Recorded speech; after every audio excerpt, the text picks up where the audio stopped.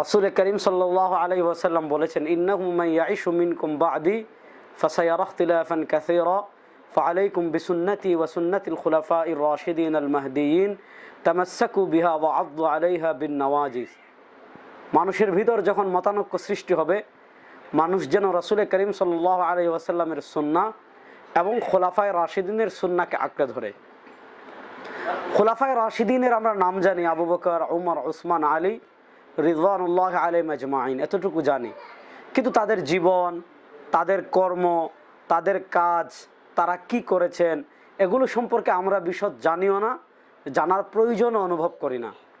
আলহামদুলিল্লাহ, ডক্টর মোহাম্মদ সাঈদ ওয়াকিলের 4 খলিফা জীবন শাসন যুদ্ধ, এই আবু বকর রাদিয়াল্লাহু তাআলা আনহু, উমর রাদিয়াল্লাহু তাআলা আনহু, ওসমান রাদিয়াল্লাহু তাআলা আনহু, আলী রাদিয়াল্লাহু তাআলা আনহুর জীবনী, তাদের শাসন, অর্থাৎ তাদের খেলাফতের মেয়াদকালে তারা কেমনে শাসন ব্যবস্থা পরিচালনা করেছেন এবং তারা যে যুদ্ধ করেছেন এবং যে যুদ্ধ তাদের খেলাফত আমলে হয়েছে, সেগুলোর বিশদ একটি আলোচনা এবং সেগুলোর একটা চমকপ্রদ বর্ণনা আমরা 4 খলিফার এক কিতাবে পেয়ে যাচ্ছি। আলহামদুলিল্লাহ, এই কিতাবটা পুরোটাই পড়ার আমার তৌফিক হয়েছে প্রকাশিত হওয়ার পরে।